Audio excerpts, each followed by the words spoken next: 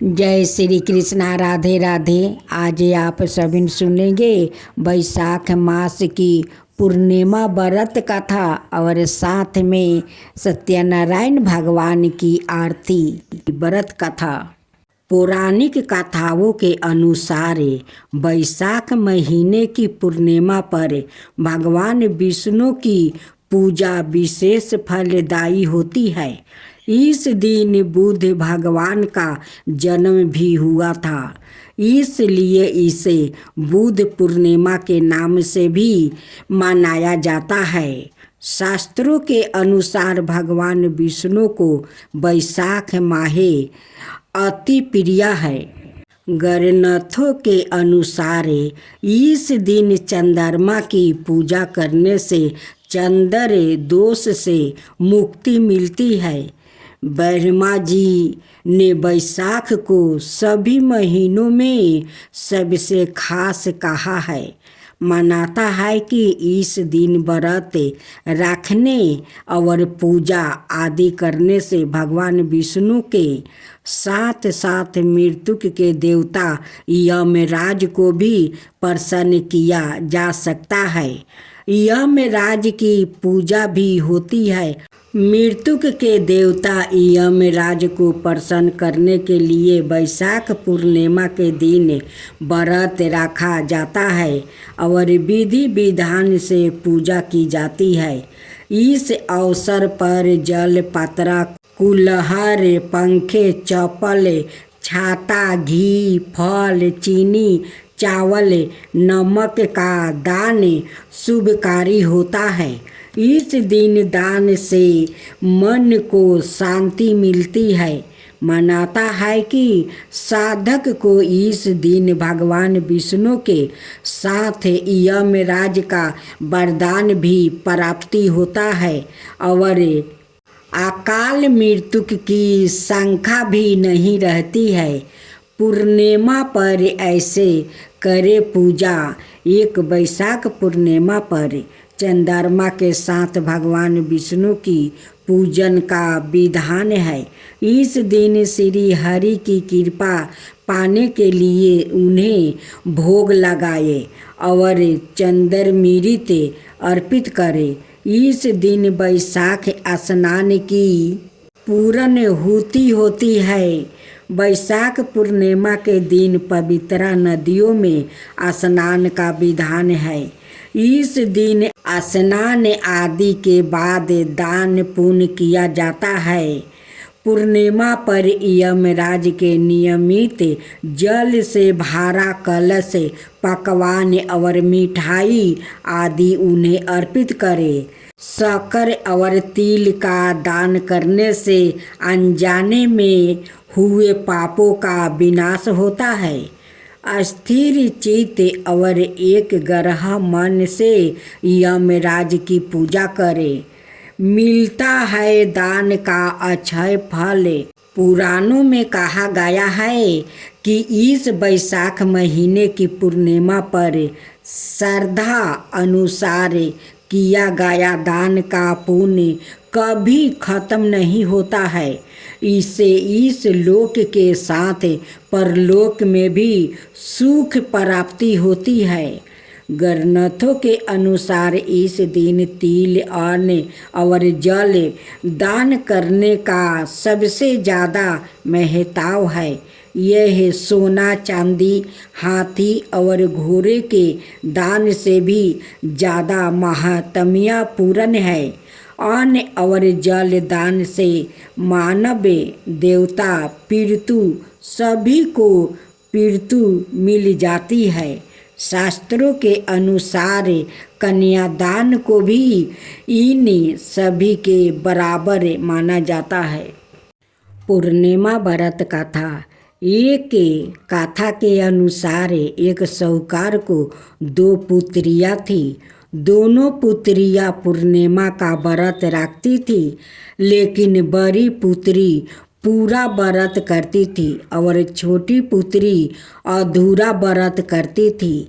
इसका परिणाम यह हुआ कि छोटी पुत्री की संतान पैदा होते ही मर जाती थी। उसने पंडितों से इसका कारण पूछा तो उन्होंने बताया कि तुम पूर्णिमा का अधूरा व्रत करती थी, जिसके कारण तुम्हारी संतान पैदा होते ही मर जाती है। पूर्णिमा का पूरा व्रत विधि पूर्वक करने से तुम्हारी संतान जीवित रह सकती है। उसने पंडितों की सलाह पर पूर्णिमा का पूरा व्रत विधि पूर्वक किया। बाद में उसे एक लड़का पैदा हुआ, जो कुछ दिनों बाद ही फिर से मर गया। उसने लड़के को एक पाटे पीठा पर लेटाकर ऊपर से कपड़ा ढाक दिया।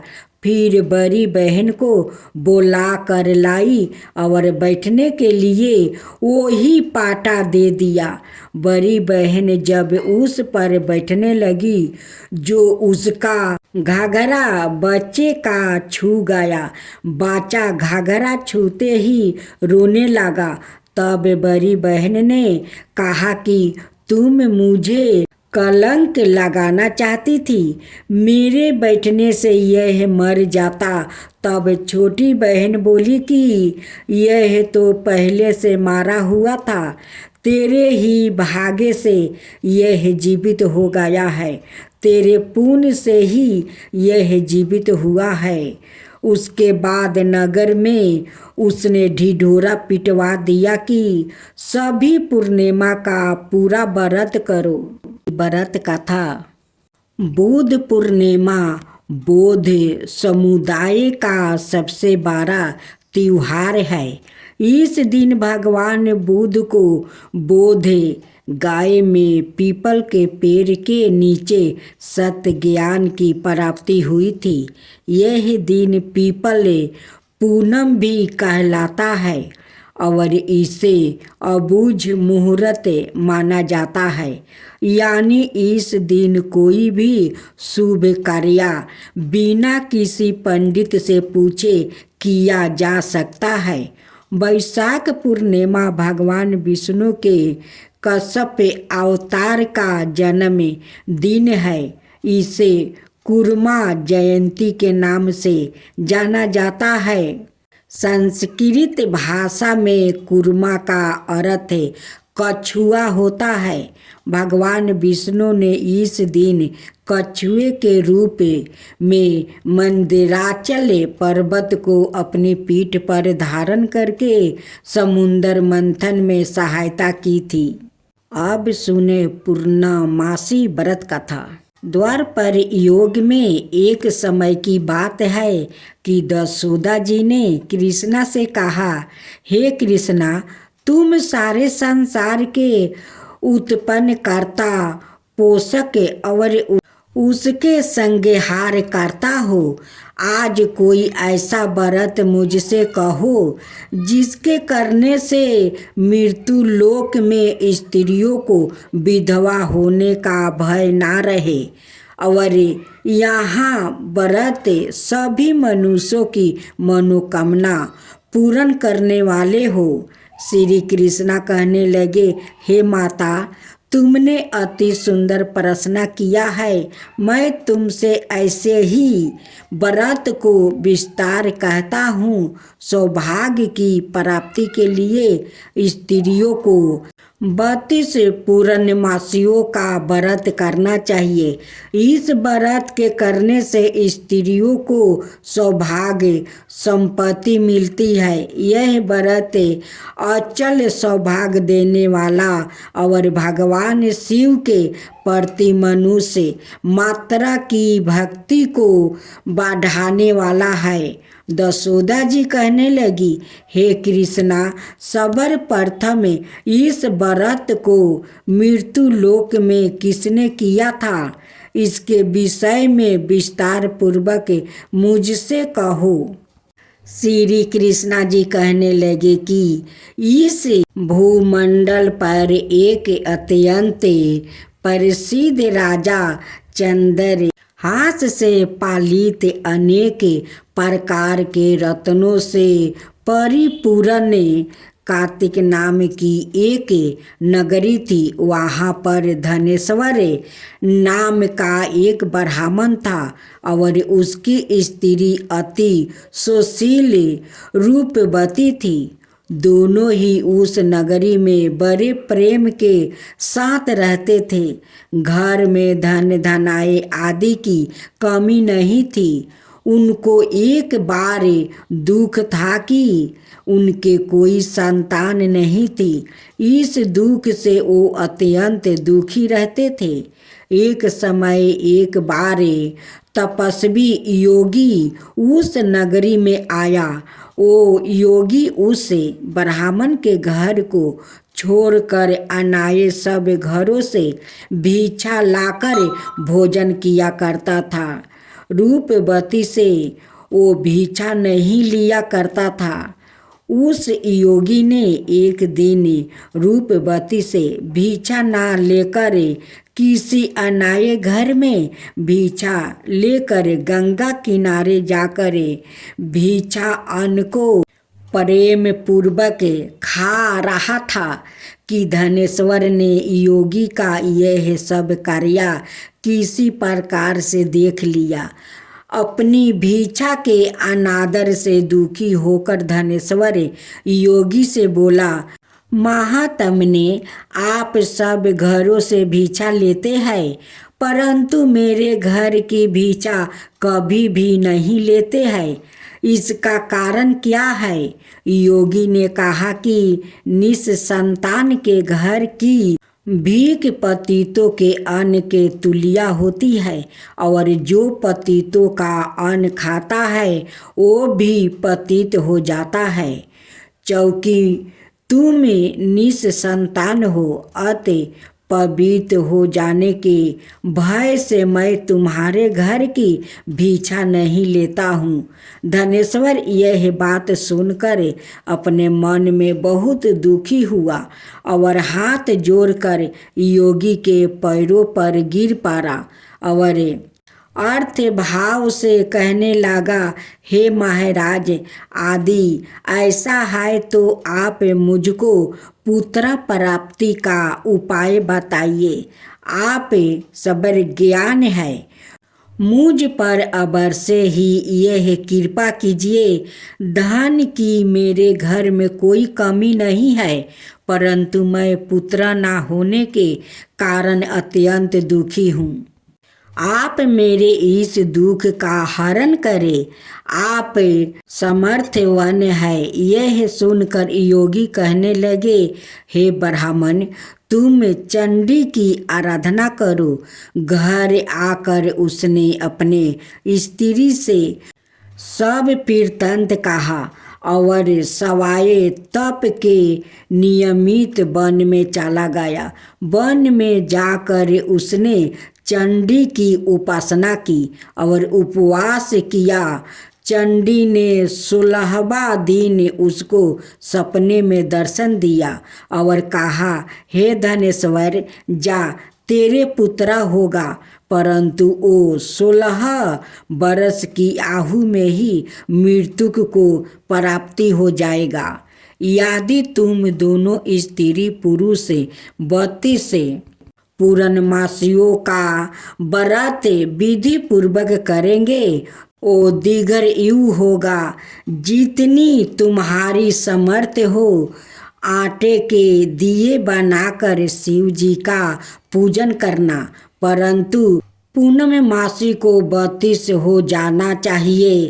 प्रातः काल होने पर इस स्थान के समीप ही तुम्हें एक आम का वृक्ष दिखाई देगा। उस पर तुम चढ़कर एक फल तोड़कर शीघ्र अपने घर चले जाना। अपनी स्त्री से सब वृत्तांत कहना। ऋतु स्नान के पश्चात वो स्वच्छ होकर श्री शंकर जी का ध्यान करके उस फल को खा लेगी। तब शंकर भगवान की कृपा से उसको गर्भ हो जाएगा। जब वो ब्राह्मण प्रातः काल उठा तो उसने उस स्थान के पास ही एक आम का वृक्ष देखा, जिस पर एक अत्यंत सुंदर आम का फल लगा हुआ था। उस ब्राह्मण ने उस आम के वृक्ष पर चढ़कर उस फल को तोड़ने का प्रयत्न किया, परंतु वृक्ष पर कई बार प्रयत्न करने पर भी वो ना चढ़ पाया। तब तो उस ब्राह्मण को बहुत चिंता हुई और विघ्न विनायक श्री गणेश जी की वंदना करने लगा। हे दयानिधि, आपने भक्तों के विघ्नों का नाश करके उनके मंगल कार्य को करने वाले, दुष्टों का नाश करने वाले, रिद्धि सिद्धि के देने वाले आप मुझ पर कृपा करके इतना बल दे कि मैं अपने मनोरथ को पूर्ण कर सकूं। इस प्रकार गणेश जी की प्रार्थना करने पर उनकी कृपा से धनेश्वर वृक्ष पर चढ़ गया और उसने एक अति सुंदर आम का फल देखा। उसने विचार किया कि जो वरदान से फल मिला था वो यह है और कोई फल दिखाई नहीं देता। उस धनेश्वर ब्राह्मण ने जल्दी से उस फल को तोड़कर अपनी स्त्री को ला कर दिया और उसकी स्त्री ने अपने पति के कथन अनुसार उस फल को खा लिया और वो गर्भवती हो गई। देवी जी की असीम कृपा से उसे एक अत्यंत सुंदर पुत्र उत्पन्न हुआ, जिसका नाम उन्होंने देवी दास रखा। माता पिता के हर्ष और शोक के साथ वो बालक शुक्ला पक्ष के चंद्रमा की भांति अपने पिता के घर में बढ़ने लगा। भवानी की कृपा से वो बालक बहुत ही सुंदर, सुशील और विद्या पढ़ने में बहुत ही निपुण हो गया।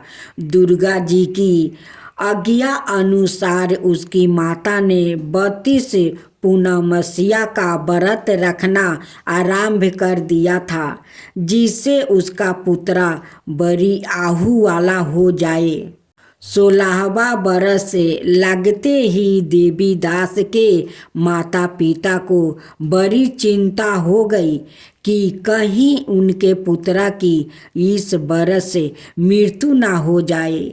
इसलिए उन्होंने अपने मन में विचार किया कि यदि यह दुर्घटना उनके सामने हो गई तो वो कैसे सहन कर सकेंगे।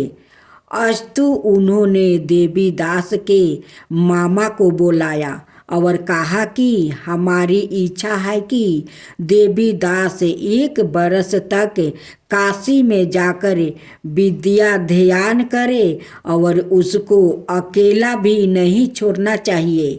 इसलिए साथ में तुम चले जाओ और 1 बरस के पश्चात इसको वापस लौटा लाना। सब प्रबंध करके उसके माता पिता ने काशी जाने के लिए देवी दास को एक घोड़े पर बैठाकर उसके मामा को उसके साथ भेज दिया।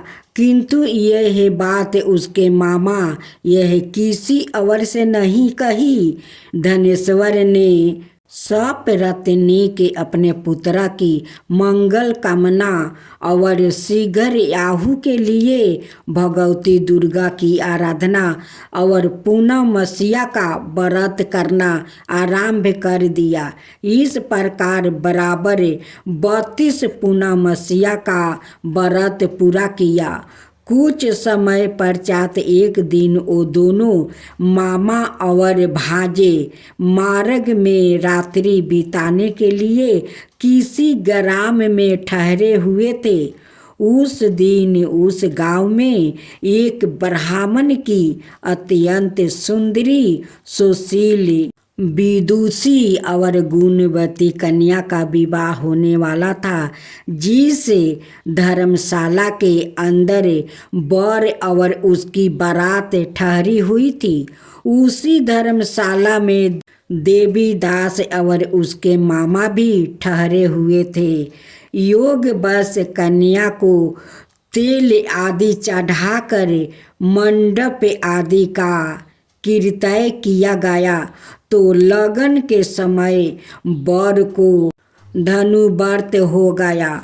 अस्तु वर के पिता ने अपने कुटुंबों से परामर्श करके निश्चय किया कि यह देवीदास मेरे पुत्रा जैसा ही सुंदर है, मैं इसके साथ ही लगन कर दूं और बाद में विवाह के अनाय कार्य मेरे लड़के के साथ हो जाएंगे।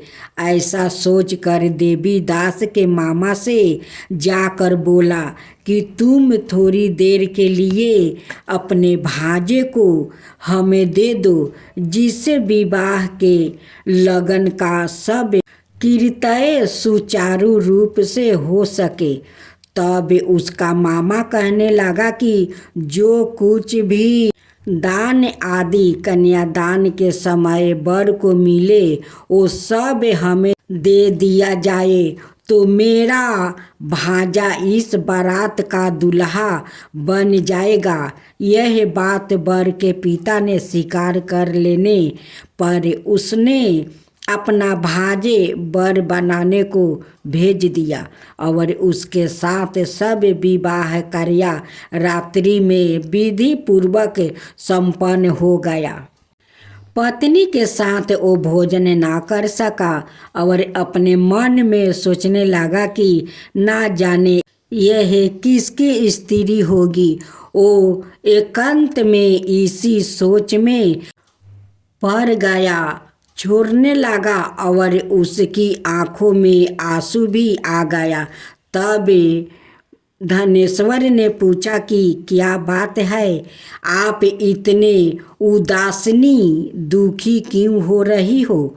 तब उसने सब बातें जो वर के पिता और उसके मामा में हुई थी उसको बतला दिया।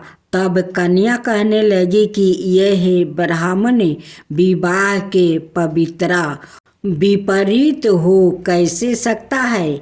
देव ब्राह्मण और अग्नि के सामने मैंने आपको ही अपना पति बनाया है, इसलिए आप ही मेरे पति है। मैं आपकी ही पत्नी रहूंगी, किसी अन्याय की कदापि नहीं।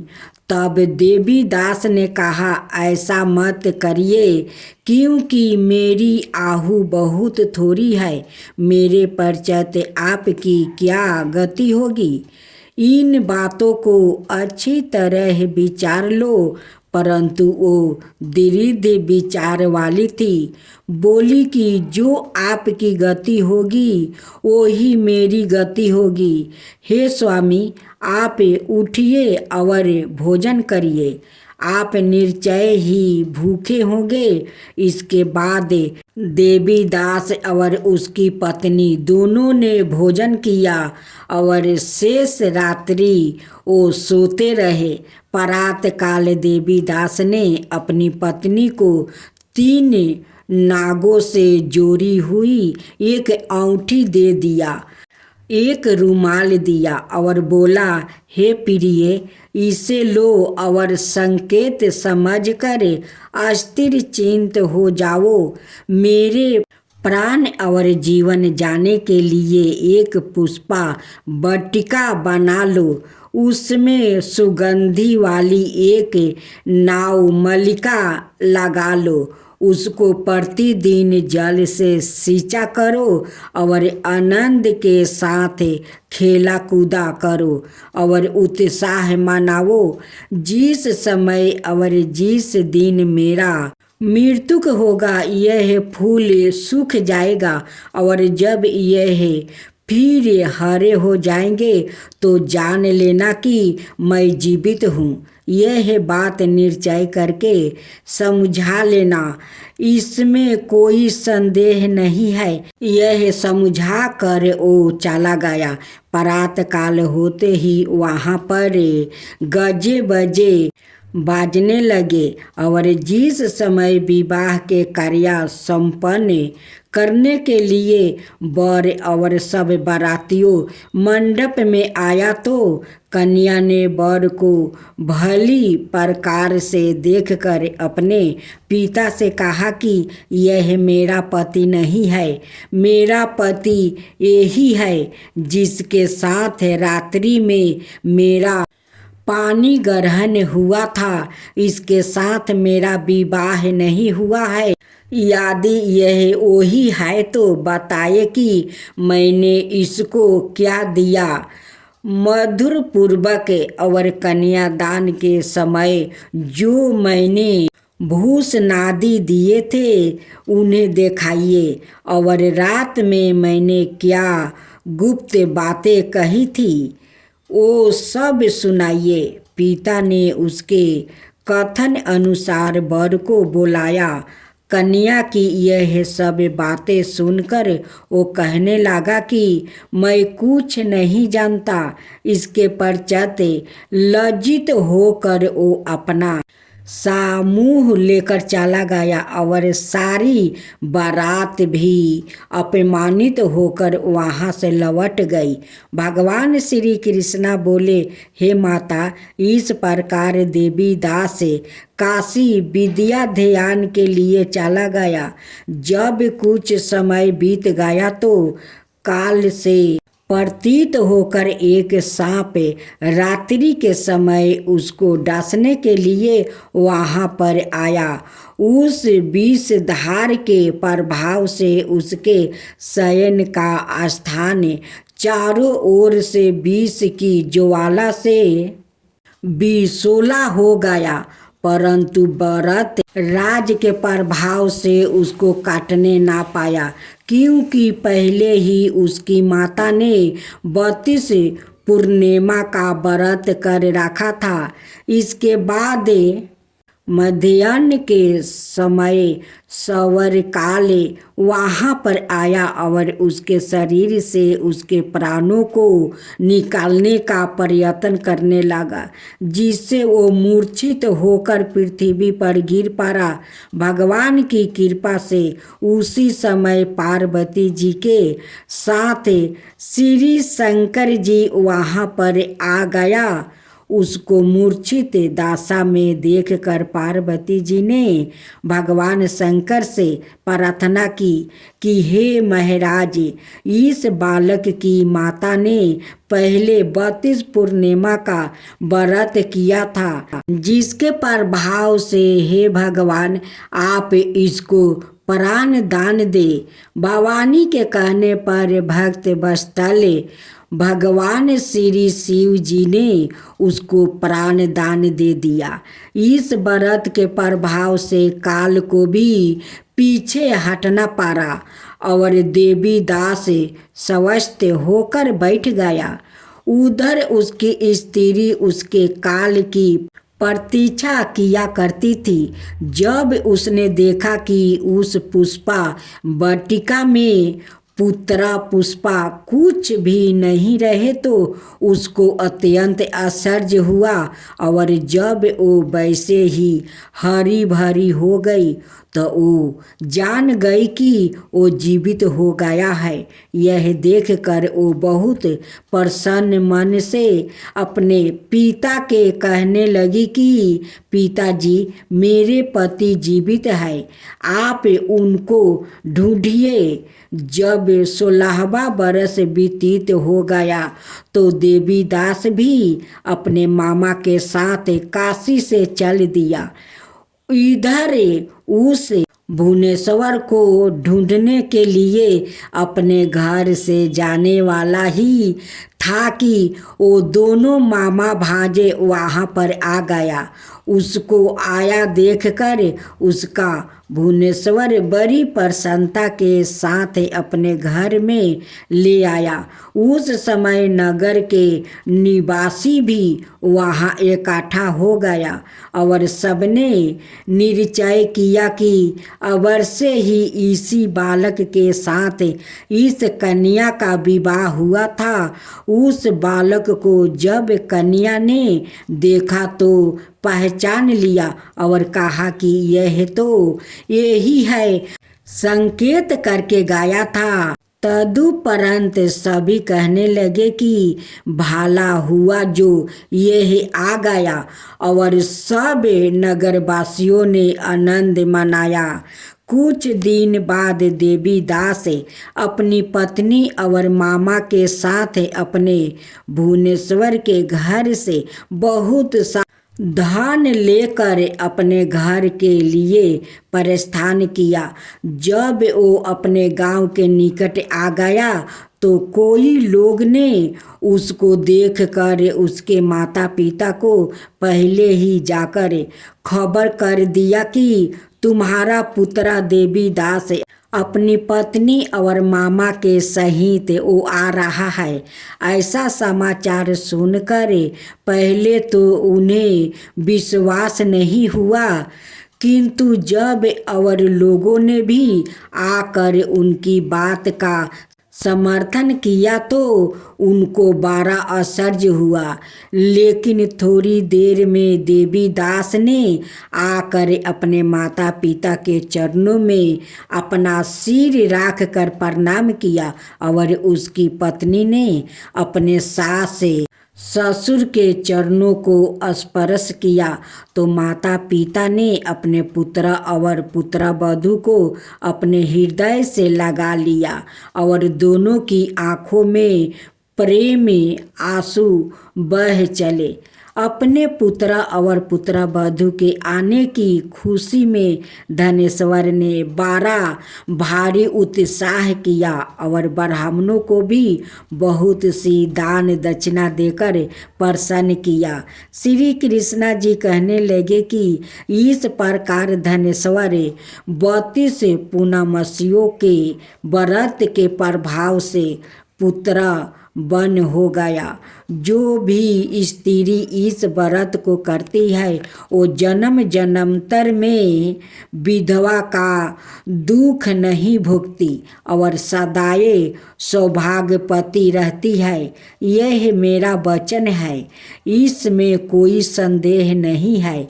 मनाया यह व्रत पुत्र को देने वाला है और संपूर्ण मनोकामनाओं को पूर्ण करने वाला है। 32 पूर्णमासिया के व्रत करने से व्रती की सब इच्छाएं भगवान शिव जी की कृपा से पूर्ण हो जाती है। सभी प्रेम से बोलो शिव शंकर भोलेनाथ की जय। लक्ष्मी रमना स्वामी जय लक्ष्मी रमना, सत्य नारायण स्वामी जन पालक हरना, जय लक्ष्मी रमना जय लक्ष्मी रमना। रतन जरित सिंहासने अधिभूति छविराजे, रतन जरित सिंहासने अधिभूते छविराजे, नारद करत निरंजन घंटा बन बाजे, जय लक्ष्मी रमना जय लक्ष्मी रमना। परकट भयो कली कारणे, दीजो को दर्शन दियो, बूढ़ा ब्राह्मण बन कर कंचन महल कियो, जय लक्ष्मी रमना जय लक्ष्मी रमना। दूबल भील कठारो जिन पर कृपा करी चंदर जुर एक राजा तिनकी विपत्ति हरी। जय लक्ष्मी रमना जय लक्ष्मी रमना चंदर जुर एक राजा तिनकी विपत्ति हरी। जय लक्ष्मी रमना बेसिया मनोरथ पायो सरदा तज दिनहि। सो फल भोग प्रभु जी फिर स्तुति की नहीं। जय लक्ष्मी रमना जय लक्ष्मी रमना भाव भक्ति के कारण छिन छिन रूप धरो।